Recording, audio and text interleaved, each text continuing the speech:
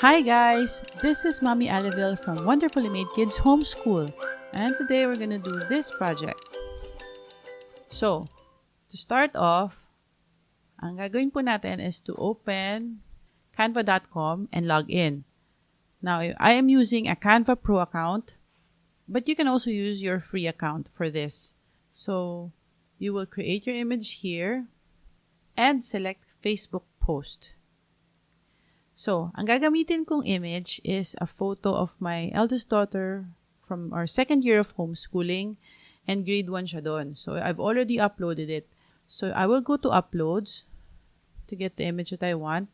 So, this is the photo that I want to use. And as you can see, by just dragging on the corners, I can make it bigger or smaller. If I click on the side, you see there, I can also crop to make it bigger or smaller.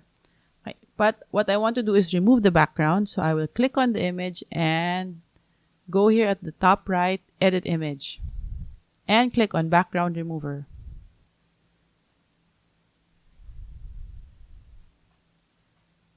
Alright. So, ang background remover, you can even edit further kasi depende sa image na nilagay nyo. Sometimes, may naiiwan pang parts na gusto nyo palang i-erase. Or kaya, may nabura na ayaw nyo namang mabura. So, to restore, just click on restore, for example, and you can also change the brush size. Okay? Or, erase kung meron kayong gustong i-erase. But this is fine, so I'm going to click on done. And we're going to look for a background. You can use a lot of backgrounds by clicking on elements. You already have here some options for backgrounds. You can even have videos of backgrounds. For example, ito Drag ko ito. So, pwedeng ganyan. Depende sa gusto nyong gamitin that will match your project. In my case, I just want a plain photo. So, I will go here in photos and I will type in the keywords rice field.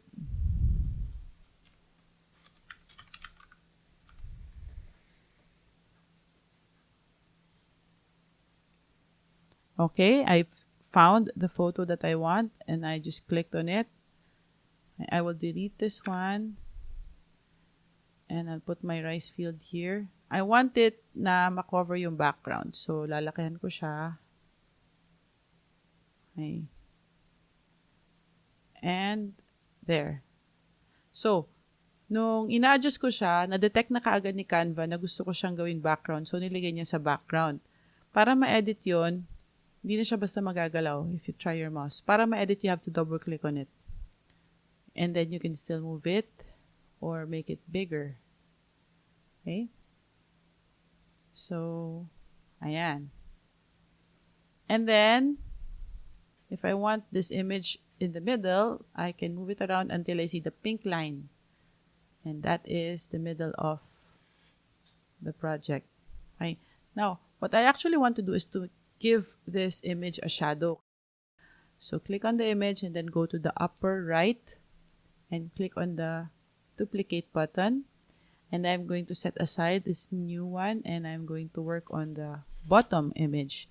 And I will click on edit image here at the top left. And then dito sa adjust, see all. So I want to make it dark.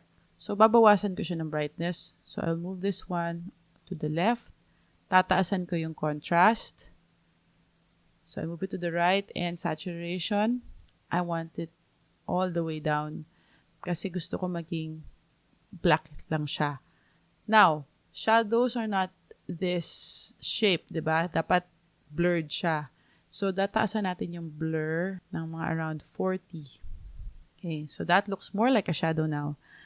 But, I also want it a little bit na makikita yung background, hindi siya hard shadow. So, I will go to the upper right, click on the button for transparency, and also adjust it.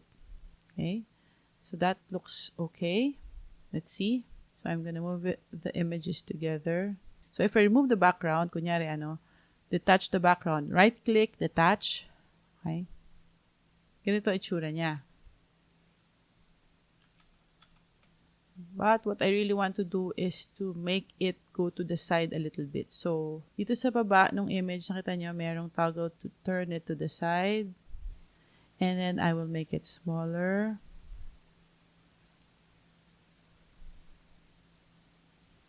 And adjust para magmukhang bagay dun sa gusto kong mangyari. Okay? Parang feeling ko gusto kong mas malaki yung background para mag-match. Okay. Yan. Adjust ko lang siyang konti pa. And I think I'm okay with this. And then,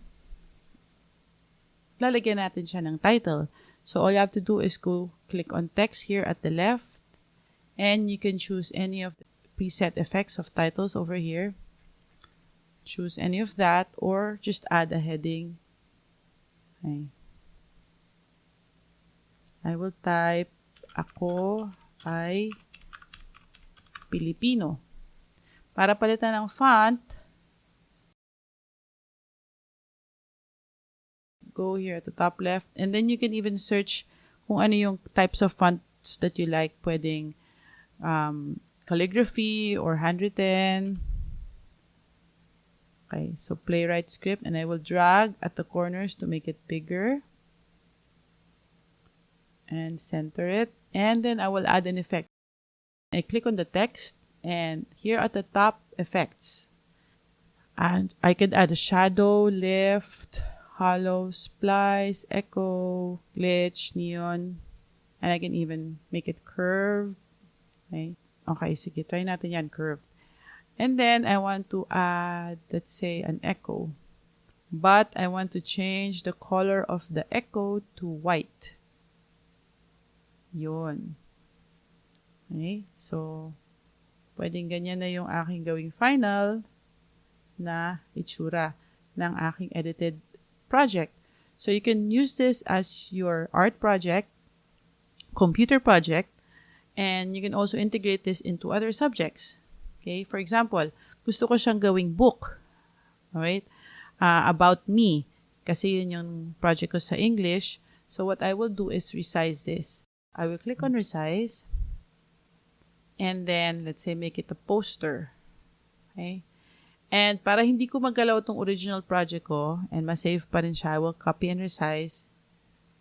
And there you see, inayos na siya ni Canva. So, I need to adjust a little bit kasi parang masyado nang maliit yung tao. Naiwan yung shadow. By the way, kung gusto nyo pala na ma-attach na yung shadow para pag ina-adjust nyo, hindi sila magkakahiwalay, you can highlight it by clicking on the images, by highlighting it using your mouse and dragging it. So, dalawa na sila, diba? And then group it.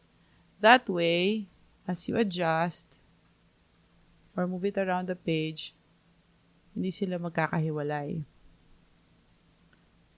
Okay. So, kunyari, gagawin ko na itong cover page ng aking project in Filipino or in English na about me. So, mag-a-add ako ng page, for example, anong mga paborito kong bagay? Kasi about me nga. Gusto ko ang cats.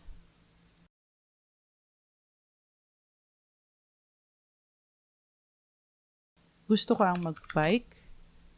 Kunyari, example lang to. Gusto ko ang mag-basketball. Okay. And then, mahilig ako sa cake. Okay. So, i-arrange nyo yan into another page na gusto nyo gamitin to explain about yourself. You can even add a picture of something that you wrote. Or dito kayo mismo maglagay ng text about you. You can also integrate it into social studies. So, for example, where do I live? Diba? Map of the Philippines. Okay? So, kunyari yan. And in the Philippines, I actually am from Bohol. And in Bohol, meron tayong tarsier. things like that. Another thing, for example, for science, you can use it to show the uses of our body parts. For example, my hands I use for cooking.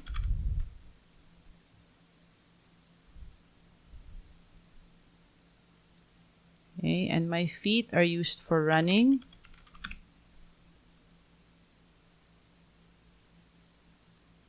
Okay. So, ang senses, for example, senses, what do you use your sense of smell? To smell perfume. Okay? Sense of touch, to feel something soft or whatever. Okay, so marami siyang pwedeng gamitin na ways in order to integrate this into other projects for your other subjects. Yun lamang po. I hope you learned something from this tutorial. And we at Wonderfully Made Kids Homeschool would really like to learn from you as well. Please go ahead and share your ideas in your tutorials as well. If you found this useful, please support the Canva for Kids group and put in your comments, suggestions, and also share what you make with your children para po we can learn from each other. Marami pong salamat. Please stay safe everyone and God bless you all. Bye!